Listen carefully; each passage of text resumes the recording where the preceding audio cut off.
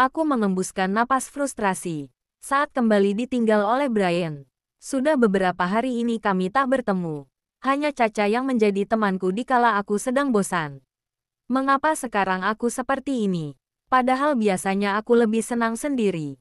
Setelah menikah dengan Brian 2 minggu yang lalu, aku menyadari bahwa hidup yang kujalani kali ini cukup berbeda dengan pernikahan pertamaku. Mas Agung turut diundang, tetapi dia tak datang. Ia mungkin tak mau melihatku bahagia. Ku dengar statusnya telah resmi bercerai dengan Lydia. Aku sebenarnya senang mendengar kabar itu.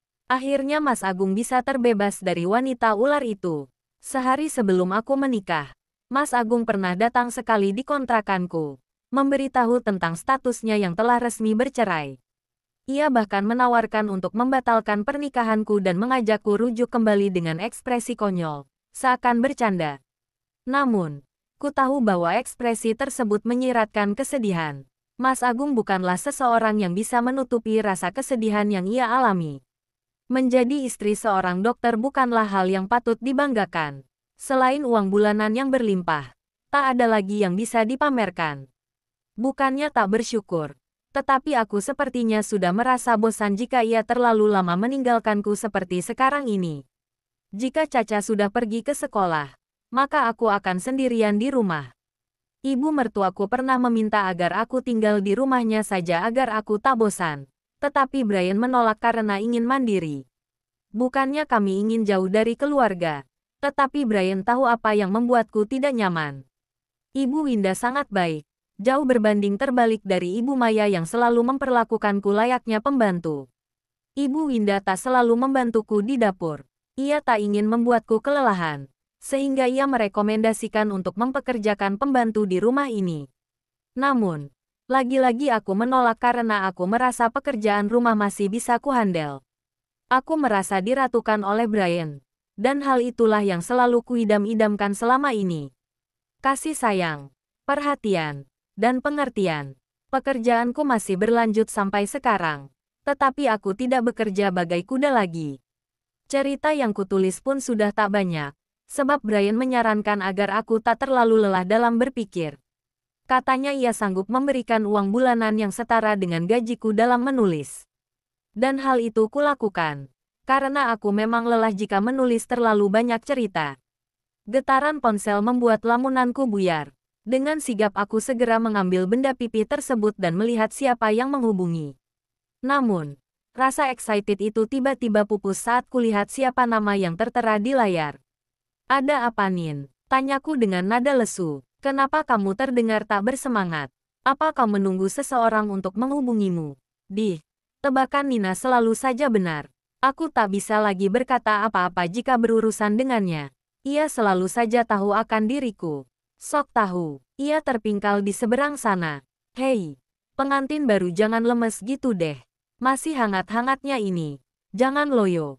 Payah banget sih. Kamu belum ngerasain ditinggal pas lagi lengket-lengketnya, Nin. Ucapku sembari tertawa ringan.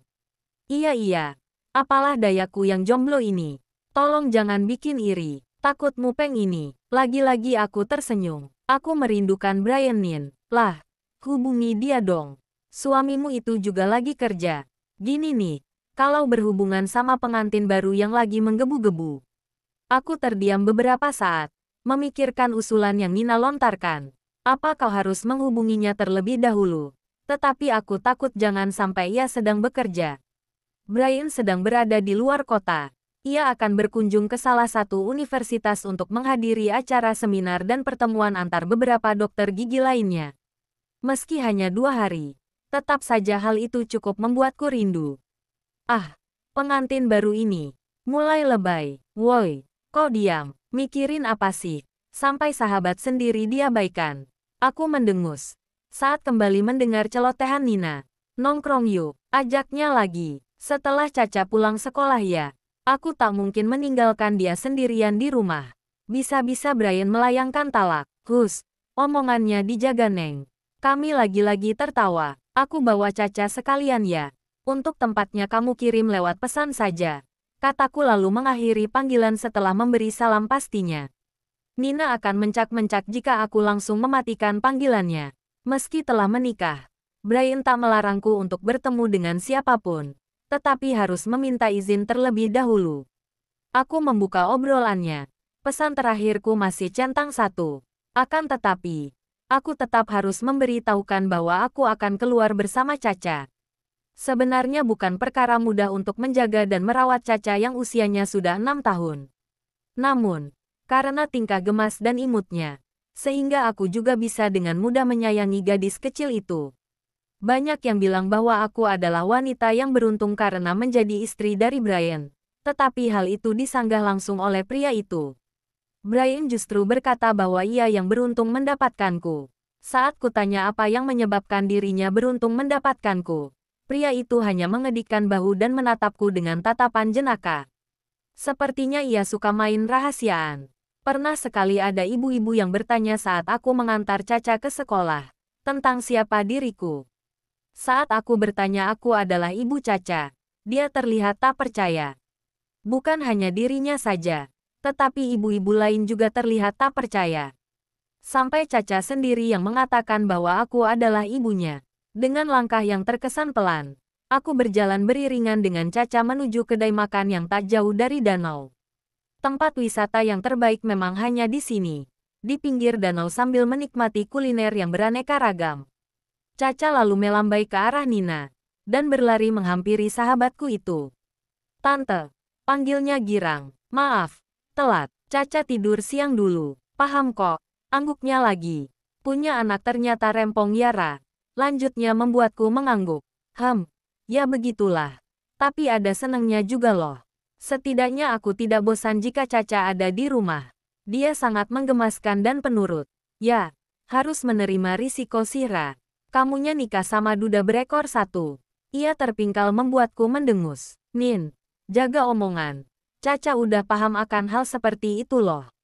Dia bahkan meminta diberikan adik. Katanya, jika aku sudah menikah dengan ayahnya, berarti dia sudah bisa meminta adik.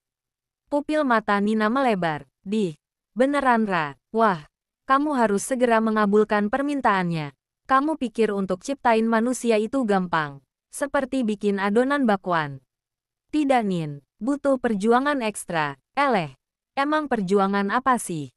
Coba kasih paham orang yang awam tentang masalah itu. Aku menyentil kening gadis berhijab itu. Kebiasaannya belum berubah sedikit pun. Padahal ia sudah berjanji untuk memperbaiki diri. Tetapi sifat barbar dan ceplas-ceplosnya tak bisa dikendalikan saat bersama denganku. By the way, kamu kapan nikah Nin? Tanyaku dengan niat menggoda. Tungguin Lee Min Ho terbang kemari. Dia masih sibuk cari duit buat uang panai. Aku berpura-pura ingin muntah mendengar penuturannya yang terdengar tak masuk akal. Iyain aja deh. Jangan membuat hati para jombloan sejati menjadi terluka. Mentang-mentang udah nggak jomblo Yara. Ya, 2 minggu yang lalu, aku sudah tak berstatus janda lagi. Aku telah menikah dengan pria yang telah melamarku 2 bulan yang lalu. Meski serba dadakan, tetapi semuanya berjalan dengan sangat lancar tanpa kendala sedikit pun. Ini mungkin hasil dari doa-doa yang kulayangkan di sepertiga malam yang hening tanpa suara. Lagi-lagi jiwa puitisku meronta-ronta. Kekuatan doa di langit malam memang lebih mujarab.